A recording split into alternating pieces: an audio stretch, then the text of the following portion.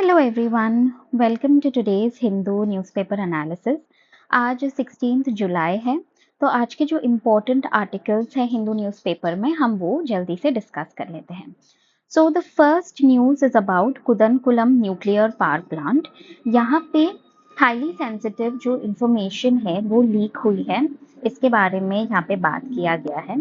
तिरुनेलवेली तमिलनाडु में ये nuclear plant है and this is managed by nuclear power cooperation India limited. Now ये highly sensitive information होता है, जो न्यूक्लियर डेटा है, न्यूक्लियर पावर प्लांट का डेटा है. अगर ये किसी के हाथ में लग गया, जैसे कि इसके एग्जैक्ट लोकेशन, ठीक है, और या फिर इसमें क्या कितना न्यूक्लियर पावर जनरेट हो रहा है, इसके डिफरेंट इम्पोर्टेंट जो पार्ट्स है वो कहाँ पे लोकेटेड है. सो ये सब जो इंफॉर्मेशन होता है न्यूक्लियर पावर प्लांट का, this can become an asset to people who want to harm the internal security of the country. ठीक है, तो इसको हम हमारे यूपीएससी सिलेबस से लिंक करने की कोशिश करते हैं. यहाँ पे GS3 में non state actors what threat creating challenges to internal security की बात की गई है.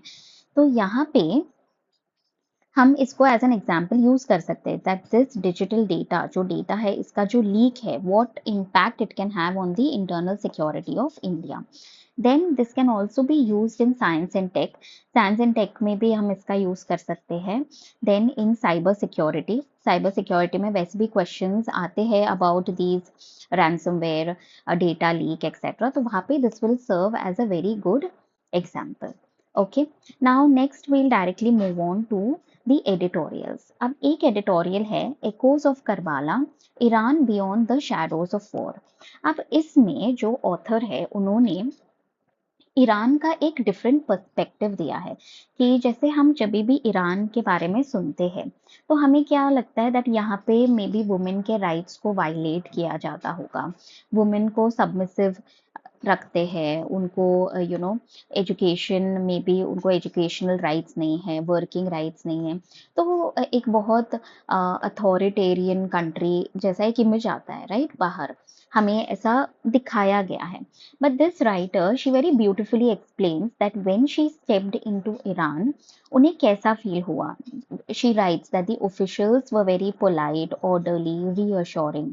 And when she went into the place where she was staying, वहाँ पे she saw many female journalists, broadcasters, camera operators. वो इंटरव्यू ले रहे थे, वो अपने पॉइंट ऑफ व्यू को वहाँ रख रहे थे. So this is a very new thing for me as well जब मैंने इस आर्टिकल को पढ़ा. Then she also talks about how women they were dressed as they pleased, उनके हिसाब से. कुछ ने हेड स्कार्फ पहना था, कुछ ने हेड स्कार्फ के साथ जीन्स भी पहना था. Some women they were riding the bus scooters with their hair catching the breeze, मतलब वो खुले बाल रख के वो स्कूटर चला रहे थे. So this says that वहाँ पे एजुकेशनल जो रेट है वो अच्छी है, वुमेन को उनके राइट्स दिए जा रहे हैं. देन हमारे सामने ऐसा इमेज क्यों है that Iran is a very kind of बहुत क्या कहते हैं, एक ओल्ड जो मेंटालिटी होती है ना, वैसे टाइप का एक कंट्री है. May be this can also be that जो वेस्टर्न कंट्रीज एक इमेज पोर्ट्रे करना चाहते हैं ईरान का, वो हमें at a global level portray किया जा रहा है. Even that can happen, right. So after reading this article I felt that कि ईरान का मे बी एक और व्यू पॉइंट है. Means Iran has certain other things which we do not know. अब हम तो वहां जा नहीं सकते, but after reading this article I felt that may be इस पॉइंट ऑफ व्यू को भी हमें कंसिडर करना चाहिए. तो हम जो ग्लोबल लेवल पे, ग्लोबल टेलीविजन पे, टीवी न्यूज चैनल्स पे देखते हैं, मे बी वो सब सच ना हो, राइट. ठीक है, तो आप इस आर्टिकल को एक बार जस्ट ऐसे ही ऊपर ऊपर से एज अ स्टोरी के फॉर्म में आप पढ़ सकते हो if you have time. Chalo. Then next, coming to the next editorial. Now this becomes important. This is about Iran's disruptive strategy, its global consequences. यहाँ पे जो ईरान का strategy है till 1980s and in 1990s, Iran ने क्या क्या किया है उसके बारे में सर्टेन इन्फॉर्मेशन है।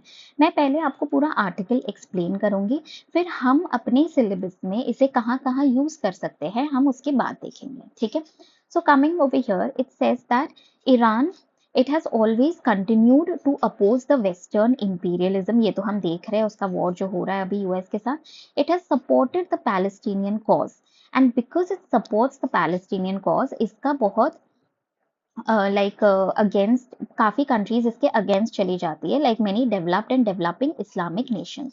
अब ये तो 1980s में हो रहा था, फिर 1980s में दो और चीजें हुई, that is Iran and Iraq का वॉर हुआ, and then US and Israel का जो पार्टनरशिप है which is called big Saturn and little Saturn, इनका these working against Iran is also what happened in 1980s।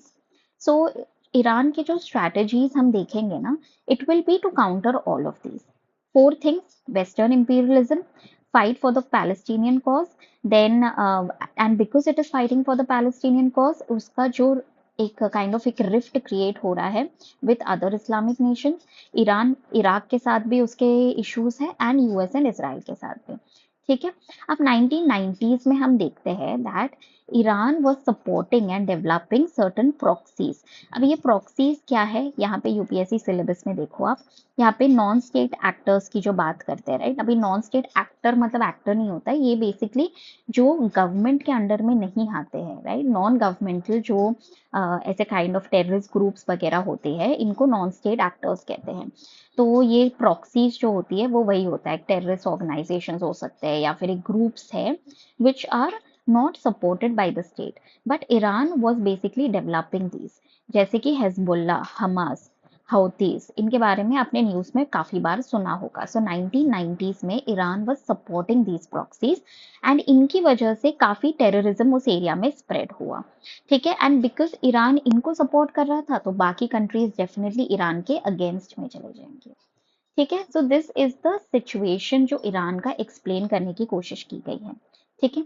अब कमिंग टू इंडिया, इंडिया का क्या stand है विद रिस्पेक्ट टू ईरान। देखो, India हमेशा एक नॉन अलाइंड पाथ फॉलो करता है, तो एंड बट ऑब्वियसली अगर किसी कंट्री ने कुछ गलत किया है तो इंडिया डेफिनेटली उनको उनके बारे में बात करती है that what it has done wrong, but we try to be non aligned, we do not directly go and हम उनसे ऐसे झगड़ा करना स्टार्ट नहीं करते हैं, ठीक है। तो यहाँ पे इंडिया का देखा गया कि ईरान के साथ हमारे इकोनॉमिक रिलेशंस अच्छे हैं, एनर्जी के मैटर में ट्रेड कॉरिडोर्स, चाबार पोर्ट है वहाँ पे, जो हमें बाकी जो सेंट्रल एशियन कंट्रीज है उनके साथ कनेक्शन में हेल्प करेगा, राइट।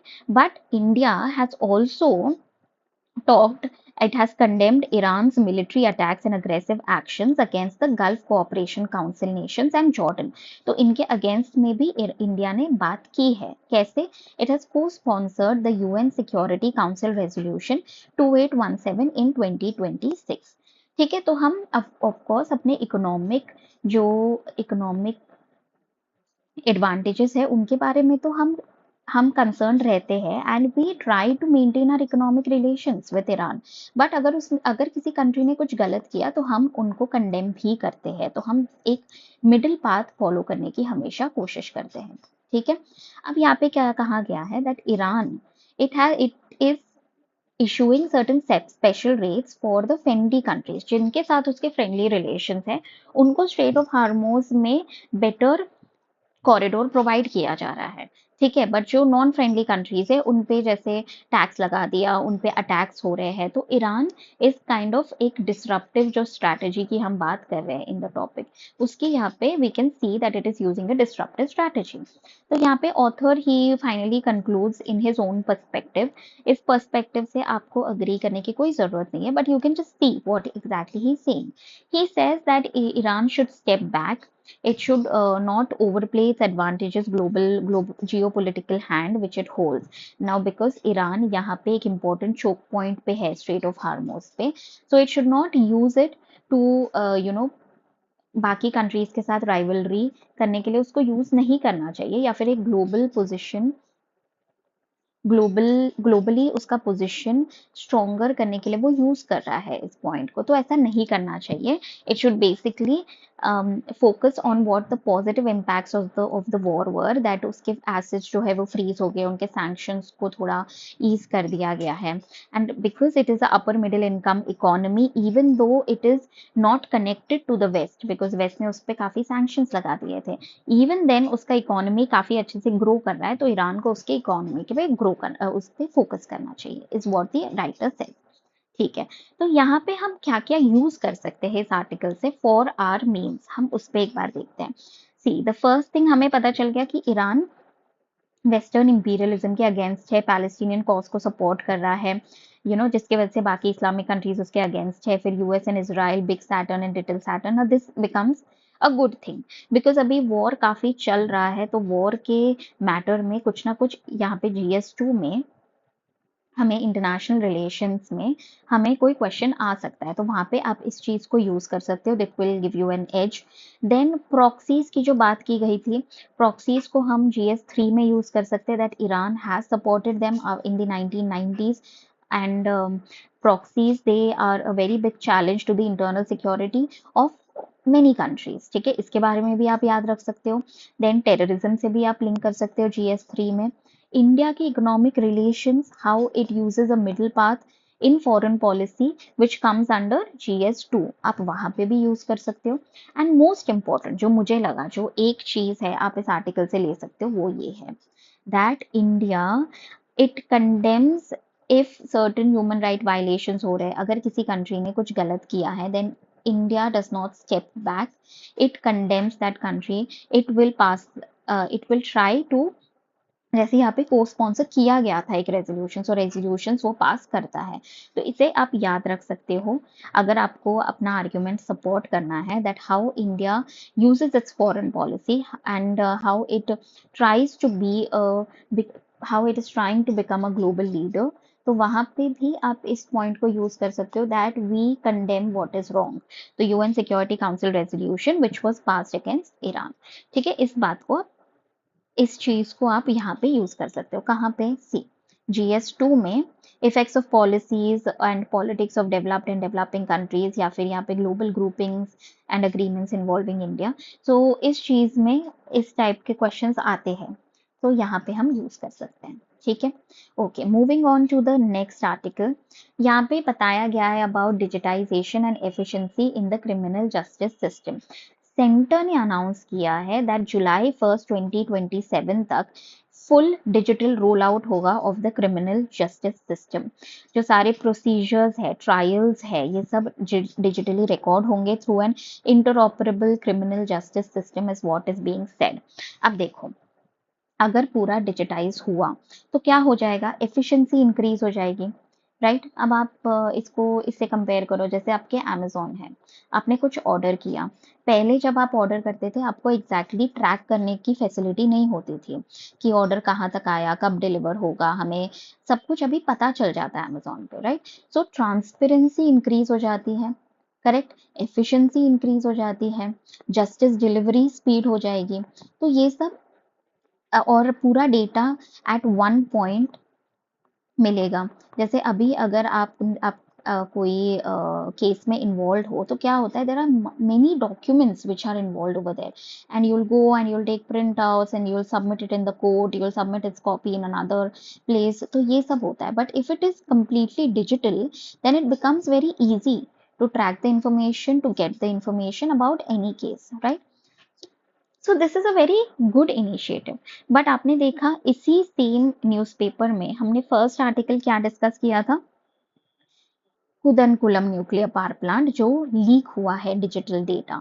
सो डेटा यहाँ पे लीक हो रहा है और हम फुल्ली डिजिटाइज करने की बात कर रहे हैं। So this is completely in contrast, because अगर criminal justice system completely digital हुआ, देन उतना ही हमें इंटरनल सिक्योरिटी, साइबर सिक्योरिटी पे भी ध्यान देना पड़ेगा, right. So that's a very good initiative, but of course it comes with its own faults as well, तो उस पे भी ध्यान देना पड़ेगा। तो यहाँ पे एक अच्छा डेटा है which you can use for your mains. National crime records bureau NCRB के according 46% of the FIRs are digitally transmitted to the court, so only 46%, nearly आधे से भी कम डिजिटली कोर्ट्स को ट्रांसमिट किया गया है, तो बाकी FIR तो डिजिटली अवेलेबल ही नहीं है. So this is a very, you can see a very dissatisfying data, right? So अगर हमें क्रिमिनल जस्टिस सिस्टम को completely डिजिटाइज करना है तो इस बात पे हमें ध्यान देना पड़ेगा. So इस डेटा को आप यूज कर सकते हो कहाँ पे? पॉलिटी में ये क्वेश्चन आ सकता है, राइट? GS2 में, बिकॉज GS2 में हम, you can see over here, हम जुडिशरी के बारे में पढ़ते हैं, तो जुडिशरी को completely डिजिटाइज करने की बात कर रहे हैं, सो उस पे क्वेश्चन आ सकता है. So one data point you have and certain like what the centre is planning to do, even that you have. Okay, ठीक है. इसके बाद हमको दो चीजें और है. Statehood to Jammu and Kashmir की बात की जा रही है.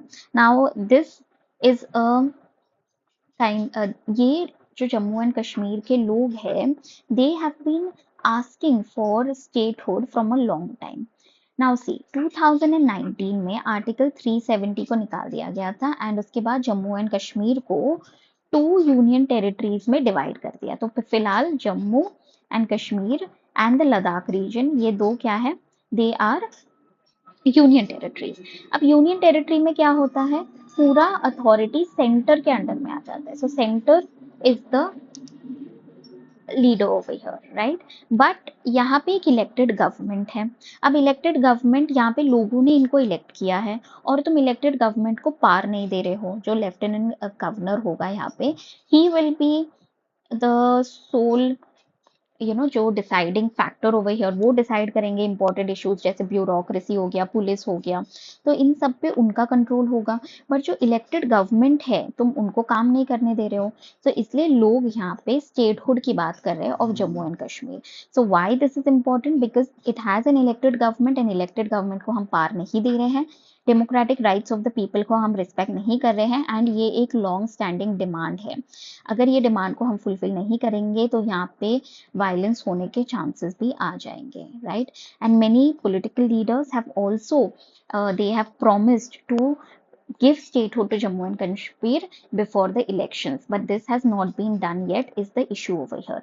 ठीक है? Okay.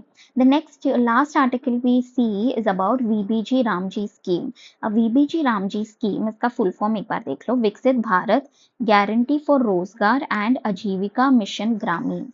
This scheme is basically like पहले MG नरेगा स्कीम था, सो इसी के बिहाफ पे ये वाला स्कीम लॉन्च किया गया है 25-26 में. अब इन दोनों में ना थोड़ा सा डिफरेंस है, इन डिफरेंस को देख लेते हैं. MG नरेगा में 100 डेज रूरल हाउस होल्ड को गारंटी दी जाती थी वर्क की. VBG रामजी स्कीम में 125 डेज है. This is a very good point, ठीक है, ये प्लस पॉइंट है. बट फंडिंग देखो, ये पहले MG NREGA 100% union government funded था, but VBG Ramji now is 60-40 का स्प्लिट है between centre and states. North eastern and Himalayan states को 90:10 का है. नेचर ऑफ द स्कीम देखो, ये डिमांड ड्रिवन था, मीन्स जब, and this is supply driven with pre plan state allocations. मतलब VBG रामजी में अगर कोई काम आया, if there is an infrastructure project या कुछ आया, then the employment will be given, वरना उनको नहीं दी जाएगी. नो मैंडेटरी पॉज यहाँ पे नहीं होता था, एग्रीकल्चरल पॉज, बट यहाँ पे mandatory 60-day pause during the peak harvesting season में दिया जा रहा है. पहले ये नहीं होता था. ना अभी देखो, अगर किसी को यहाँ पे हार्वेस्टिंग में वो नहीं जा सकते हैं, देन उनके लिए तो ये 2 महीने का नुकसान हो जाएगा, राइट? ये मैंडेटरी पहले नहीं था, अभी इसको मैंडेटरी कर दिया. इसके अगेंस्ट भी पीपल बात कर रहे हैं. Last is the planning process. पहले MG NREGA was bottom up approach था, बट नाउ VBG रामजी को देखा जा रहा है as a top down approach. Top down approach is not a good approach, because तुम हायर लेवल पे कुछ मैटर्स डिसाइड कर रहे हो और तुम फिर लोअर लेवल पे उसको इम्प्लीमेंट करने की कोशिश कर रहे हो एट अ ग्राउंड लेवल.